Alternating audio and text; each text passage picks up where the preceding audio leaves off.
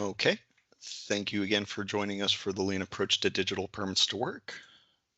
My name is Adam Anderson. I'll be providing the introduction and some general context on the digitalization of permit to work. I'm joined by my colleague Michael Heiser, our solution engineer, who will be providing the demonstration of our starter pack today.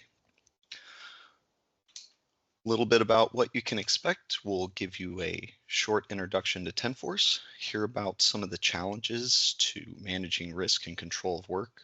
We'll review how permit to work fits into the larger concept of control of work, give you an overview of the permit to work process, see a live demonstration, and we'll have a couple of Q&As along the way. So feel free to drop any questions in the chat as we're going through this, and we'll get them answered in the Q&A. So a little bit about TenForce. TenForce is a software company that for over 20 years has helped it digitalize and automate processes related to EHSQ and operational risk management in high risk and highly regulated industries across the globe. We've been working in the US since 2013. And in 2021, we found a little hometown hero that overlapped in values and industry expertise with the acquisition of Process Data Control Corp. From its beginning, PDC's primary business has been business process management and improvement with an emphasis on workflows related to environmental health, safety, compliance. The robust capabilities complement the existing TenForce portfolio as we continue to create the most comprehensive EHSQ regulatory compliance solution. So whether we just need a little kiss of simplicity or you're wielding a hammer of complexity, we can provide a digitalization option for any organization. Today we're represented by a presence in Arlington, Houston, Austin, San Antonio, and we are happy to come say hi and visit you. At its core, TenForce has an organically grown multi-module platform that is a robust data aggregation and task management engine. We have starter pack configurations that continue to evolve by listening to our client partners about what matters to them. These out-of-the-box modules can be further configured to fit business requirements. Reference data can be associated with multiple modules, and business logic can be programmed based on these inputs into the TenForce application or extracted from external systems. If you would like to learn any more about some of our other modules, feel free to drop us a line in the chat or via email, and we will be happy to follow up with you. But enough about that. We're here to talk about permit to work. So for TenForce, permits to work are an integral part of control of work. We will touch briefly on the concept of control of work since you'll see some of these connected elements in the solution. When we're talking about control of work in general, I'm sure many of you have encountered some of the challenges listed below. If there are any different challenges you're currently facing, please post them in the chat. I think it might be interesting to hear some of the different challenges as I see that we have a few different industries in the group today. The ones I hear most often are listed here, and likely the most prominent ones are qualified workers and permits. It comes from conflicts in planning, issuing, isolations, and general management. And although most of the challenges above can directly be addressed in the TenForce system, I won't go into all of these elements as we just also had a recent webinar with Verdantix that discussed this concept in further detail. I'll drop a link in the chat so you can visit that page after the webinar. But some of the key takeaways when considering safe work practices are ensuring we have qualified employees and contractors. We want a risk assessment to be executed by work order. The work order can only be executed when the necessary permits have been issued. For certain work, isolation plans need to be addressed. And we may also want to be aware of any recent incidents or near misses that occurred in the area. There are more components we can discuss regarding operations. However, our primary focus today is permit to work, and we will touch briefly on isolations. Now, I have the caveat that some of these discussion points today may seem rudimentary to the experienced operator or safety professional in the chemical industry, but we are seeing the move towards safety standards that are related to PSM across many other industries. But can you also confidently say that your IT team or a member of procurement fully understands the specific gravity of the situation when presenting digitalizing permits as a business case. So our Permit to Work starter pack is a quickly deployable combination of best practices from different organizations that we've worked with. This may seem like an oversimplification of what has historically been an extensively complicated process, but here we go. So the work order consists of a series of tasks that needs to be performed somewhere. In some cases, where we are working can be dangerous. In other cases, what we are doing can be dangerous. We first do our best to identify these potential dangers and mitigate them by putting controls in place. The permit is our correspondence to communicate that we have done our best to identify the dangers, mitigate their potential effects, and inform personnel of the situation. In the cases where we are doing dangerous tasks in a dangerous place, we may need for more eyes on the situation so we can identify all the dangers, implement additional controls, and react to situations out of the controls in an appropriate manner. The way we simplify this concept is by building a repository of reference data to include all the hazards for a particular location, type of work, tools being used, and environment we're working in. All of the applicable hazards can be loaded with predefined controls and PPE. We can also add additional hazards and controls throughout the risk analysis. We have worked with organizations that have different methods of working and adapted the system to fit their specific needs. Well, what we're going to talk about today is strictly the starter pack. So most permits generally start from a work order. We'll start by trying to identify whatever hazards we have. Historically, what I've seen is somebody will take a printed out piece of paper, send somebody out to the job and kind of look around and see what's dangerous out there. And I have never in my life and in all my years of doing risk assessments see two people come back with the same sheet. So what we try to do is utilize that reference data to make it repeatable work easy. So as you are doing the same job over and over again in the same location, we can already have those predefined hazards set. And then when we go look at the job site, we can validate those hazards and then, add them as needed. From those hazards, we can associate the proper permits based on those job categories. And really any of the tools or products that we're working with can also be associated with those hazards. And then we can, again, put additional controls and PPE in place. So as we're connecting different parts of the TenForce system, we have job safety analysis and JHA, job hazard analysis. We can connect to shift logs so we can see other things that are going on in the system. We can also associate contractor and employee qualifications and then reference a chemical database. And then whenever we're talking about isolation and de-isolation, we can actually ingest plant IDs and PN IDs and show those statuses in real time.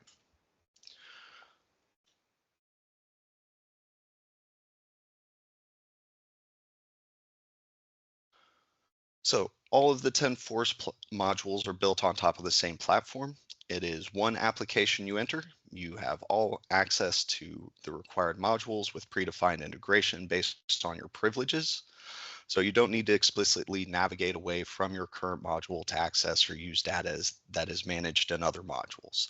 For example, when selecting a contractor and permit to work to execute a certain job, you only want to see the contractors that got approved and have the staff with the necessary qualifications. Next to that, we facilitate the processes in the different modules by using a shared data setup that contains all the necessary reference data like hazards, controls, job categories, areas and functional locations, etc. So we'll help in reducing cumbersome and repetitive administrative work, and we'll make sure that people can focus on what matters, the content of the risk assessment, rather than manually compiling a list of hazards and controls on site. Usually in the rain or in the beating sun, you're tired, you've got somewhere to be, you've got X amount of time to get to this job, all of those considerations. But we'll break this down with a simple visual aid. Okay, so for me, I'm putting my hard hat on and it's time to go to work. In this case, the work I'm performing requires a tool that in normal operation instantly cuts through the wrong materials and generates a shower of sparks with the right materials. And it looks like today I am taking my spark shower generator into a hole. What's in the hole, you may ask? Well, I'm a contractor and my family gets paid extra if something happens on your clock, so you tell me. But if I was a betting man, it's most likely some mysterious liquid and less than enough oxygen to sustain consciousness. Potentially enough of that mysterious liquid is vaporized and sits patiently waiting to produce a severe exothermic reaction the first time it meets my spark shower generator in real life. Now, normal people might avoid this combination of things altogether, but I was always selected for special assignments, so into the hole I go. Now, just out of curiosity, is there a way to keep from passing out before I get to where I'm supposed to perform my special duties and subsequently prevent experiencing a rapid increase in ambient temperature? Well, fortunately, there is a person that cares if I go home as much as, if not more than me, so they told me not to go into the boom cave with my grindy wheel without putting on my nitrogen blankets and special clothing, a breathing apparatus, and then tying a rope to my waist just in case. Let's not forget the fire extinguisher, since the only thing that isn't flame resistant is the piece of paper that said I needed to remove all flammable material from the work area.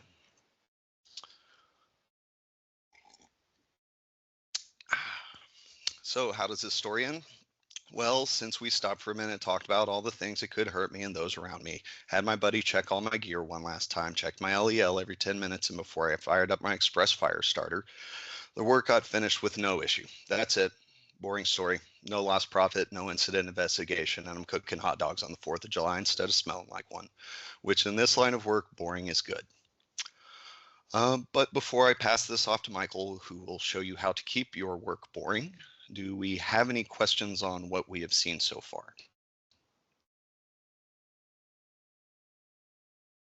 I think this might be addressed in the next demo, but someone is asking, how does your software handle the different types of permits, i.e. hot work, cold work, and confined spaces?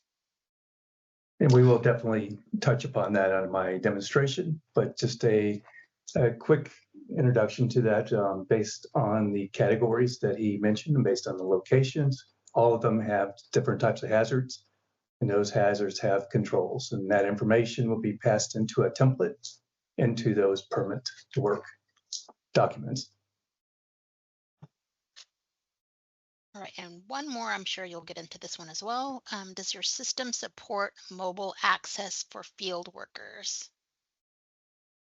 And I'll let you take it. Yes, we have a mobile application that is accessible from any device. We have an iOS application, but we can also grant access from the browser. And I thought I saw a raised hand from John. So let me see if I can.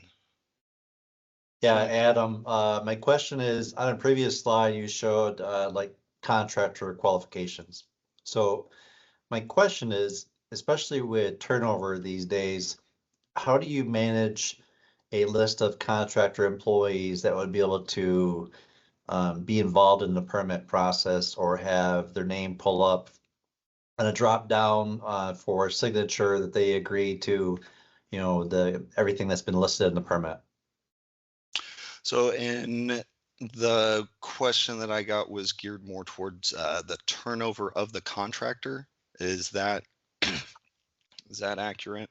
So basically, my question is related to, does your system, does it allow for me to type a person's name, or do they have to have that contractor name in a database or, something where it's interfacing with your system, so we can keep the list of contractor names accessible? So when you're going through your permit process and you have the employee involved from your company, you have the contractor involved, how are you keeping these names readily available, or is it free text?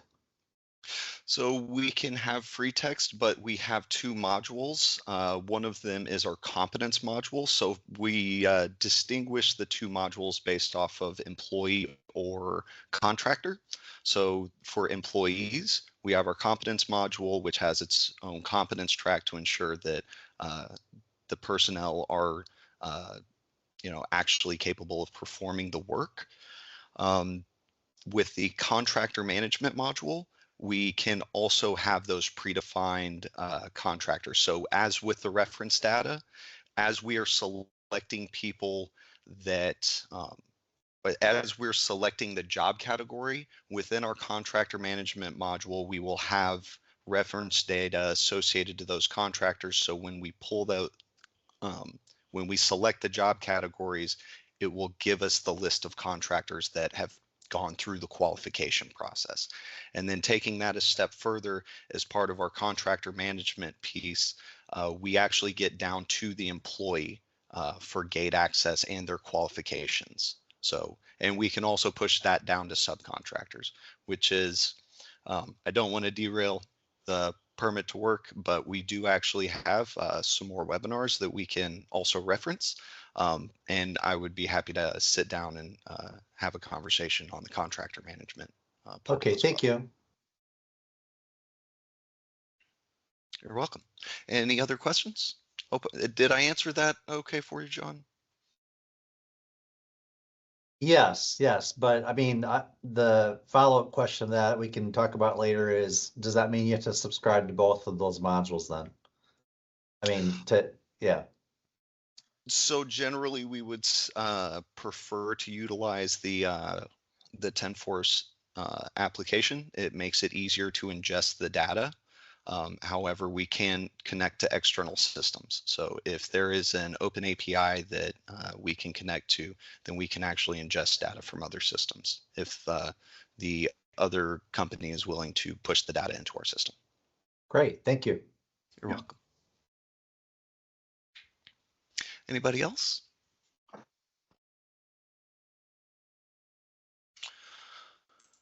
Okay, so let me move on to the demo.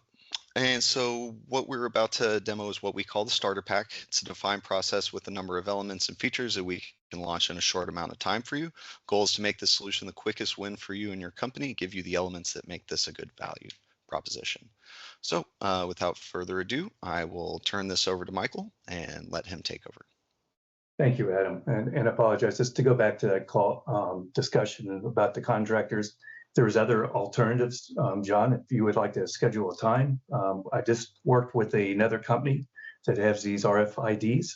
So they're like card readers, and there are temporary contractors that they talk about. They switch out every other day. They have different contractors and how to deal with that. So I'd love to have that further conversation with you on that. But we are here for permit to work. And basically, you know, as Adam indicated, you know, we have single modules, for example, the permit to work, or we have an integration with all the different types of modules. So we already touched upon some of them, such as the confidence management and the contractor management. And all that can be blended into your permit to work. What you're seeing here right now, let me just kind of take care of the platform, the TenForce platform, and just kind of explain what you're seeing here. So right now, I'm logged in as an administrator. So if I clicked on this icon, it would give me additional actions or settings that I can go into. One of the things with the platform too is this is our welcome page. So you can have shortcuts. So different things that you want to go, whether they're reports or certain records that you're going into, you have quickly access to that. As an administrator, I have access to more than an end user or a field user or a supervisor. And what I mean by that is over here to the left, I could see all the different modules if I had all the suite for integration of information. So one of the things that for this platform is if there's a lot of uniform or consistent look to it. And what I mean by that is up here on the top part, we have 5 different icons, and each one of them do different things. For example, if I have a permit to work and I need some type of approval or some type of action, let's say I send that information, I'm logged in twice. So right here, I'm logged in as an administrator. And this other tab, I'm logged in as an end user. And that end user not only sees certain information. So for example, Michael's only able to see just the permit to work and some actions that he can take. For example, what is assigned to me, what's been approved. But also, as I indicated up here, based on a notification, I can come up here and make that selection, and I have some type of action I need to fulfill. In the notification, I can either have this remind me every 2 hours or in 4 hours, or I can go directly into that link. I can also be notified not only into my portal, because I'm not always logged into my portal, but I can also be notified via text or an email notification. I will not be showing it today, but we also can have the whole TenForce application on a mobile device as well. A lot of times too, we have helpful information such as the contextual help on this next icon. What this provides you is these little white icons, which are widgets. And then these widgets provide you explanation of what buttons that you're about to select, what area that you're in, and it helps you walk you through the information that you're looking at. We also have different directories. So we have a digital train, which steps you step by step of what you need to do in regards, for example, on this one, permit to work, as well as we have contact support, as well as training.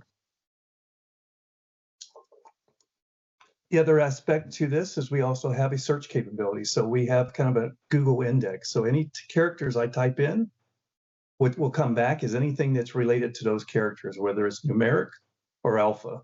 So if I just type in ABC, anything that deals with ABC, it will provide me a list of that information. If I was a supervisor, so part of the platform is TenForce has its own reporting, but we also integrate with other reporting needs. So for example, one of the things that we do is we integrate with Power BI or any type of BI tools. So what can come back is if a supervisor logs in and he wants to look at a high overview of what's going on, he could not only come over here and look at certain permit types, but the location, and let's say that he's looking at a certain date that the information that he's looking for. This is pretty much all Power BI from this point, but you can design it the way you want to see the information. For example, if I come in here, just want to look at permits ongoing, I can come back down here and make that selection. And what that will do is go into that record into TenForce. As I indicated too, I'm going to stick on reporting piece. So there are different ways that we do reporting. For example, I want to look at all my permits. There is that, as I indicated before, there's a uniform or consistent look. And what I mean by that is in the reporting piece that I'm looking at, if I'm looking at all my permits, right now I'm sorted by what's been approved, what's in preparation.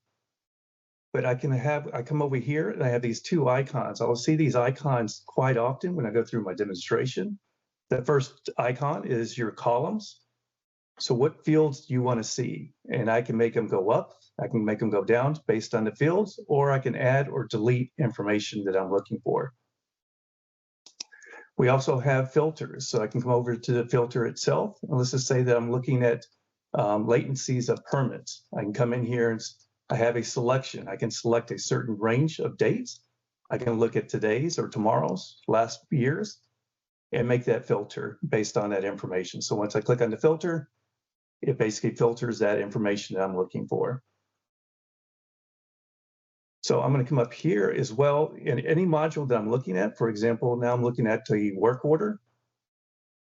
Once again, if I come in here, I'm looking at all the ones that have been created. I can look at, let's say I'm looking at a specific type of work order. I can easily filter that information. One of the things that I don't know if Adam touched upon, but we integrate with any type of ERP system that you have, whether it's SAP. So if that's where you do your work order, that information can be ingested into TenForce and then indicated right here that it says it has been created. We can also do it manually. So what I mean by that is if we come up here and create a work order, I can make this as complicated as you want or as an easy button as you want. What I mean by that is how many fields do you want in here? And every businesses do it a little bit different. For example, what's the start date, what's the end date, due date, and the times. Here, in regards to the job category, Adam mentioned a little bit about this, but in the job category piece of it, what comes back is all the categories that you have entered in. It's a repository of your categories. Depending on what site you are at, in what location, you have the hazards as well as the controls that you will need. And then from that point, the user would come in here and make those selections. And then we also have in regards to the location piece of it as well. Once again, any location has those hazards and those controls that you would need for that particular area. But since I already have one created, I'm going to go ahead and come up here, and I can see that's been pushed from my SAP system. And now I open this up, and pretty much the same thing that you saw in that form, you will see here. So what I mean by that is I have who's assigned to, the start date, the due date, and then the job categories and the location. This form can be easily added based on your business needs, your business flow, as well as any fields that need to be added. So in here, once this has been pushed from, let's just say ERP, or you created it manually, you have additional information such as your functional location. And I have all the information I need. So once I start, now it's going to take the location and the job categories that you've selected and comes up with this additional tab up here. So now we're in the risk assessment ongoing. So once I go into the risk assessment, what comes back is a list of questions. I'm going to open this up just to show you from a demonstration standpoint. I'm not going to select all the ways down here. I'm going to take kind of the easy route, but based on those categories and based on that location, provides you a list of all those items. So any part in here, I can come through here and make these selections and whoever it's assigned to and continue on all the way through. If I skip something and try to say finish assessment, it will not let me. There's some logic in the background saying you have not completed it or somebody has not filled out their piece. And from that point, we'll say that this is a unique job. So I can easily come in here and add some additional hazards if I wanted to. So then once I'm finished, I click on submit. It's finished the risk assessment. And what happens, it takes all this information and the impact of that, there is a high and then there's a low impact. And if it's a high impact, a couple things happen in the background which you don't see. One, if it's a high impact and if you want that logic in there, it takes 2 signatures based on those high impacts. And also there will be additional equipment that is selected as well. So based on those hazards, comes back with the controls and the personal PPEs that you have need for that particular job. Once again, you go through this sequence in regards of answering the questions. I could open it up and there'd be some additional information, right? As well as the PPEs that you need as well. I'm going to take the happy trail and just go ahead and select everything, say yes.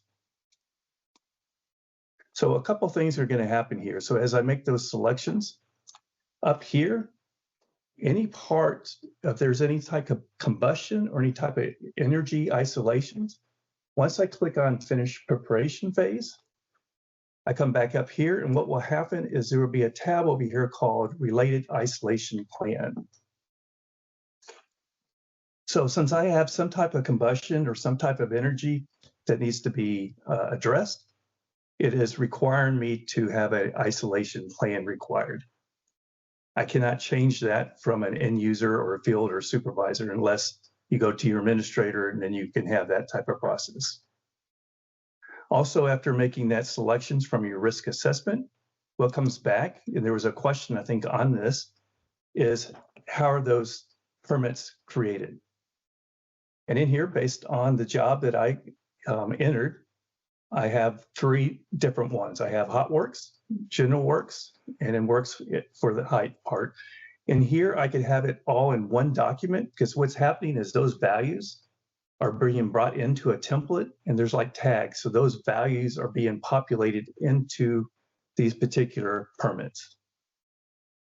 But as they're assigned, which usually probably the supervisor would come in, you basically select the link and that is being, once again, you can be notified. So not only can I see the just general information, such what kind of general permit type, but the location, the categories, but also it provides me the information of what's been selected. So as a supervisor, I can come in here once again and add additional controls. I can add additional PPEs and anything else that I might need to put in here as well. But I am good with this. So this goes back for approval. And once that approval, that person can easily say, I need some additional information that is required. And any part of these records, as I talked about the uniform look, you will always have these three icons up here. So I can easily come up here and one, I can ask additional questions so that can go back and forth or take some type of action. But also as a supervisor, I can also see what has occurred in regards of an audit. Who has selected, who has approved what, and what has transpired for this permit. So anyway, as they look at this, they go ahead and approve it. We'll take the happy drill. And then at any point, when you're drilling down, like if you have contracts or you have a competence, and as you're drilling down into another area, we always have a breadcrumb. And what I mean by that, there's always where you know where you started and where you currently are. So at any point, you can go back to that particular section that you were in. So as I make that selection, I'm going to go ahead and this is just more now that's the same thing for HotWorks. I do the same thing, come in here, I look at the overview, I look at the required controls, and I can add additional controls or PPEs or control other aspects to that. Once again, I approve, and we do it one more time. This we go into different people. Obviously, and you cannot, for example, if I say mark as ready, I will get this message up here saying not everything has been completed. So there's a lot of logic that's going on behind the scene. So once again, I'll go into the heights, working at heights, and go through that same process. This goes to different people. Just because I'm an administrator, you're seeing me do it all here at one time. But this would be going to different people depending on how your business logic is set up. And then the last part right here, as we talked about, is we have a related isolation plan. I don't have one right here, but I'll go ahead and go to an existing one that I had created earlier, and I'll go ahead and make that selection as well. So now that I'm ready, I go ahead and click on Mark as ready, and what that does, it basically now I can print all my permits. I can print them individually, or I can leave them digitally. So if I make that selection, what happens, it passes all those values into a template. Did it come up? No. Let's try this again. And what this does, it basically passes those values into a template. It can be designed any way that you want. So if you already currently have a form and you like that, and you know, as this new system comes in, you want it to be more familiar, you could have that form exactly the way you have it set. The only difference is it's passing these values into those areas. We also have a QR code that you can go to as well. So now I go back over here and I come back into, I could have printed all those permits and I'm ready to go. But before I do that, I also want to look at the isolation plan. And the isolation plan, if I come in here, and I'll just touch upon this lightly. I would love to have further discussions on this, but just to give you an idea, that flow diagram that Adam showed you, it can extract that information from a database that you have with all the P&IDs. And what TenForce does is basically puts these little icons here, depending on what you're trying to do, whether you're shutting down or changing a valve or blocking things, and you're basically indicating each area that you're doing this on. The nice part about this is if I come back up here, we have these isolation steps, and this is obvious, but I'm gonna go ahead and say it anyway. So we have a sequence, and you can't go to 5 before you finish 10, 20, and 30. So each sequence is required before you can get to the last step here. And then from that point, we continue on, and once we're finished, I can go ahead and say close. I missed the button here, but once I click on it and say start work, and then we can close the permit. And Adam, that's pretty much it from my standpoint. So I'm gonna hand it back over to you. Okay. And something else that we like to address that I hear a lot of is for repeated work. Yep, he's one step ahead of me. So we've already closed out this this particular work order or permit for the day, but we're going to be back out here the next day. So if we need to create multiple work orders. And then also historically, when we're going back, I had a question. I was at the TCC recently, and a gentleman asked me if I haven't done something in 2 years, but I want to go back and look at the risk assessment and what the hazards were when we performed this, changed out this last valve, or, performed this last job. Can I go back into the system and see what we did? And the answer is yes. And then we can actually just click this copy job button, and it will create a brand new work order with its own unique identifier. And then we can adapt the name of the work order and then title. And all of these things have already been selected. So we went through the effort of deciding what needed to happen. We have a maintenance manager, and this is kind of where we start to unify what has historically been a segmented piece of the puzzle. Is operations does their thing, maintenance does their thing, and safety does their thing. Maybe the environmental person will be involved in it occasionally, but really what we've seen is a unification of departments that have historically been siloed. So everybody gets communication on things, and we can basically bring the team together. So Michael, did you, let's see here. So while we're still in the demo space, we have, is there any other Q&A, or would anybody like to kind of see how we handle other things in the system?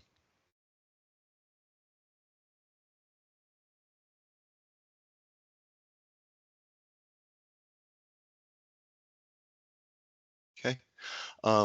Well, if I don't have any comments, then I'd go ahead and say, Michael, can you click on the tutorial? Because one of the things that I can think of that everybody says to me is, Adam, what if I haven't been in the system for a long time?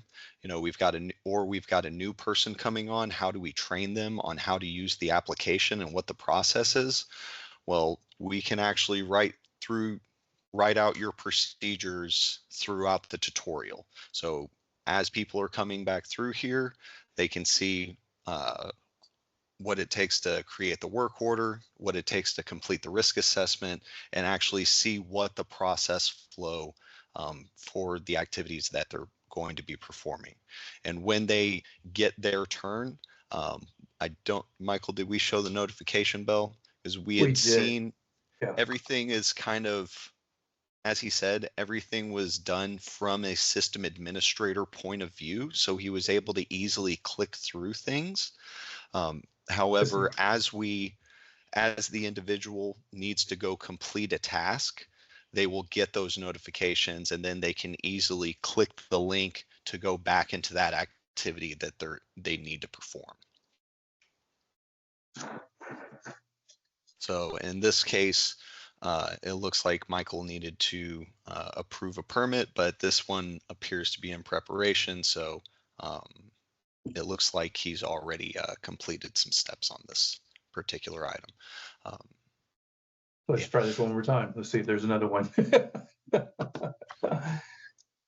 Well, it does go into that if you have not cleared your notifications and you complete the step anyway, then as a system administrator, it will let you go. This is a demo environment.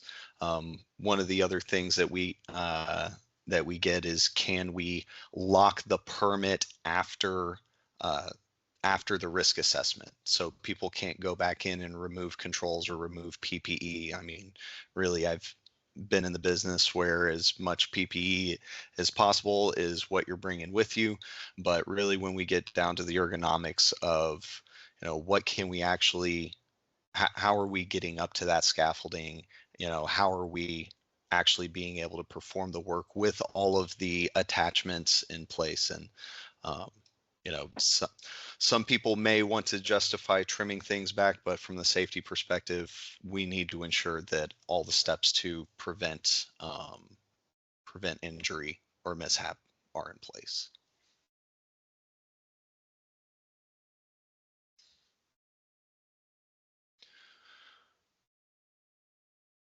So did we have any questions that came up? The last question, but I think you already addressed this, was how does your permit to work software integrate with our existing systems, specifically ERP, HR maintenance, and management systems? So the TenForce application has an open REST API. We have ways to connect to, we've had examples of connecting to a myriad of different systems. Really, it's just a matter of mapping what we can from your current provider. It's generally, it's not on our side. It's whether or not they can push the data out and whether or not we need the data be pulled back into their system. So we have a two-way push-pull technology. In the example that Michael had shared about the statuses of the work orders, creating the work order, if you have a status in SAP, then the system can push that status as we're moving through the system. So if maintenance operates in SAP and safety and operations operates in TenForce, we can have that pushed back over to the other side in order to have continuity throughout the operations.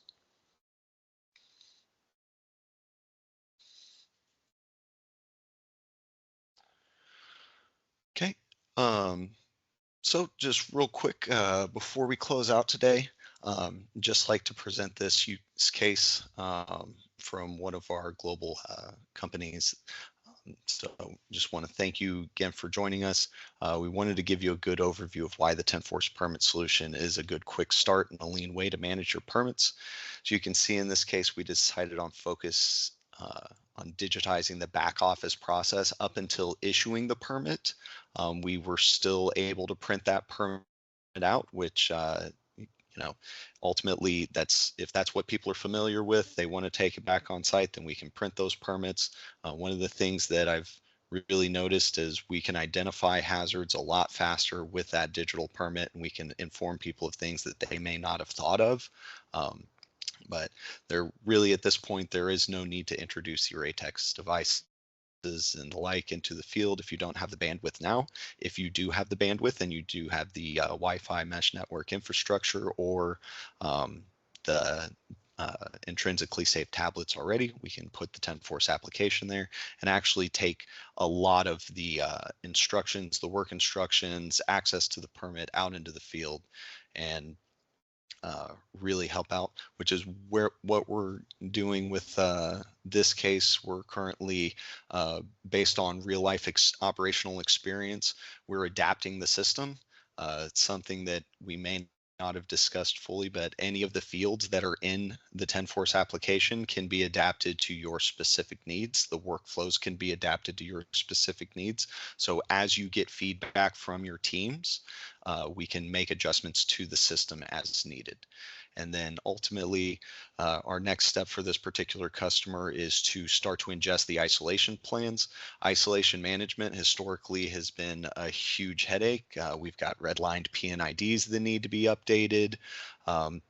We've got stuff stored in all sorts of different areas, and it's generally not easily accessible. But with the TenForce application, we can have we can build out our isolation plans in the system and then show those statuses in real time. What we also plan on doing is integrating SAP for master data with this particular customer, and we're excited to work with them further. So are there any other questions before we close out? There's one more in the chat. Did you see that one, Adam? No, let me come back over here. Let's see where we're at. Can a site admin see a list of all active permits by department? Can a country or global admin see data analytics of permit types by site? The answer to that is yes. And Michael, can you take back over real quick and just pull up the report and sort it by department or by location? Yeah. So John, I'm trying to show this real quick, but ultimately everybody has user rights and access into the system. So in this particular case, Michael is an administrator, so he can see all permits.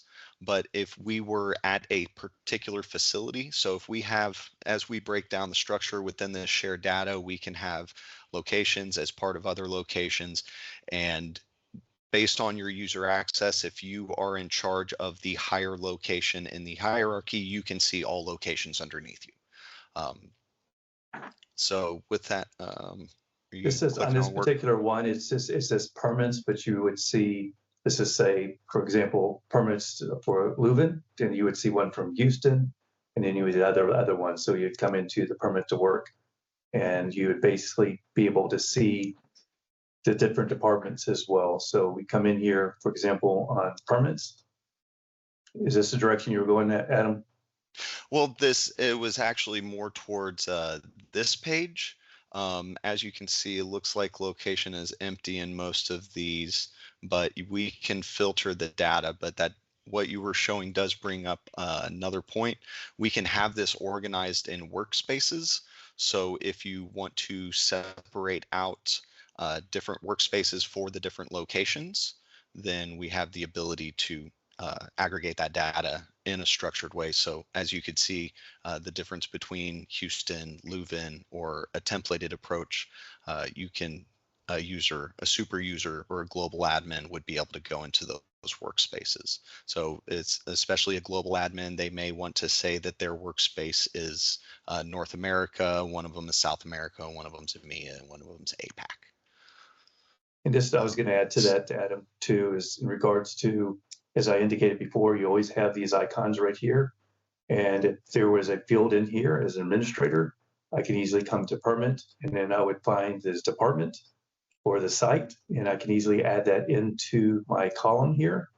And in return, what I would do is I'd come over here and click on the filter, and based, for example, on the location, I would put in that location if there was some, right, or the department, and then click on filter. Can you go into the work order? Work orders. It looks like the permit locations. There.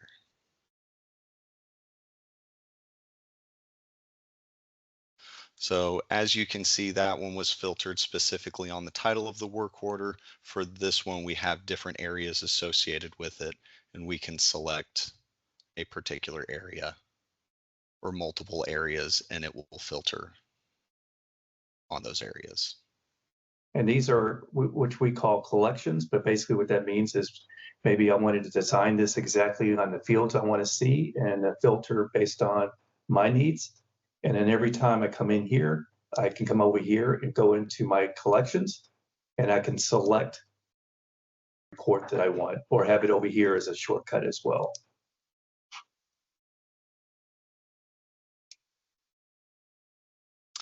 And also the other question, John, yes, we have the ability to work in an offline mode on tablets. On tablets? Okay. Yes. And I heard you mention iOS. Do they also work at Android? Yes. Okay. All right. Thank you. You're welcome. Does anybody else have any questions?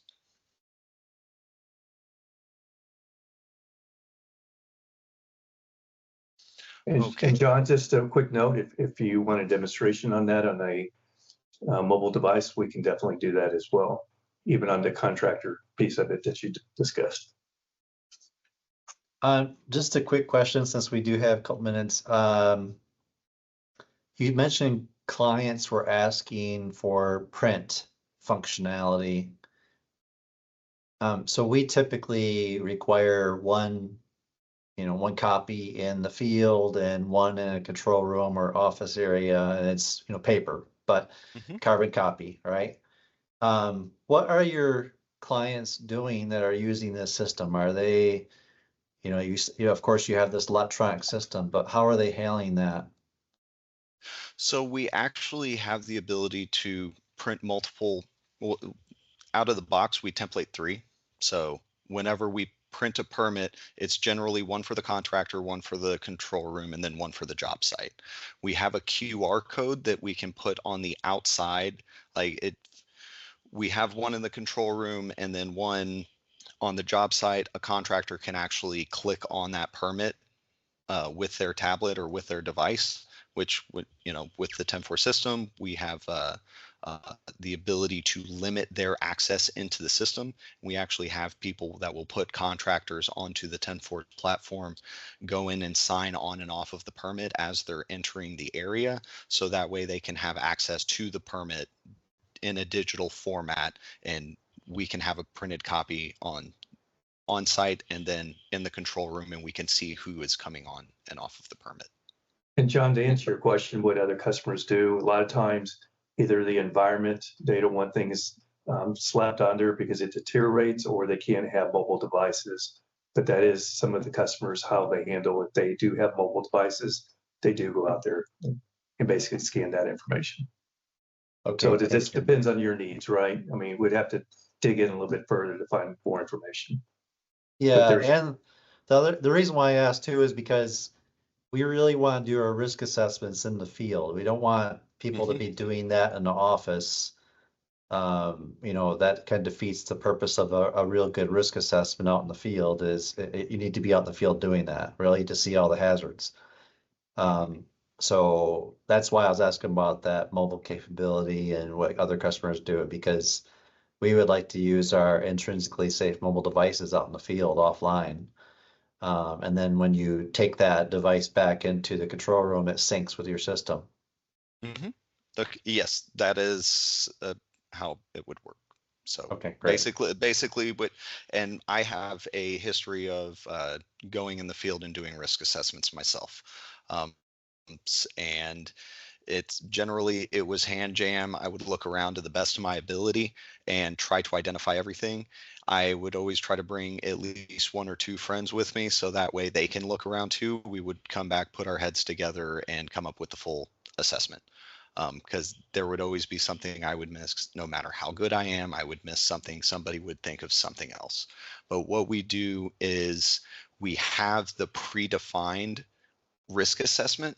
So based on the job category that we're actually going into, operations already says, hey, this is the minimum expectation of the things that you can encounter in this area. How many of them actually apply in this case? Some of them may be inclement weather. The weather may change. It may not be a slippery surface. It may be a hot surface. So, it may be a cold surface. You may need extra gloves. So there are different times. There's things that you can load in there that will be maybe redundant at time, and they will say no, but there's other stuff that we can say, hey, anytime you're using a grinder, anytime we're performing hot work, you have to have your fire extinguisher, you have to have your lookout, you have to have this minimum requirement at all times. I don't care what, Mr. Contractor, I don't care what you say. If you need to bring somebody else on the job site, I would rather you bill me an extra person on the job than potentially have something bad happen. So. And do you have a marketing presentation you can send us in terms of return on investment? I think that'd be good, because like other clients, like, hey, we reduced our incidents by this much, or we improved our effectiveness by this much. Because sometimes looking at this, it looks like paper is faster. However, there's deficiencies with paper as well. But I would imagine you have all that information in a PowerPoint or something like that, marketing materials that you could forward us. Yes. I'll Alexandra, let's make sure that we get this man what he's asking for, and we can actually, so we'll share this video, but we can also make sure that we include some of that for you, John. Great. Yes, thank you we very have much. some of that info. All right, thank you. All right. Well, I want to thank everybody for the hour. Hopefully this was informational for you. Hopefully we all got something out of it. Yes, also, if you are in Texas or Louisiana, watch out for the thunder blob. Hope all of y'all stay safe. Make sure you turn around, don't drown. And y'all stay safe out there, and we hope to see you on site later on. Take care, guys. Thank you. Thanks, everyone. All right, thank you. Bye-bye.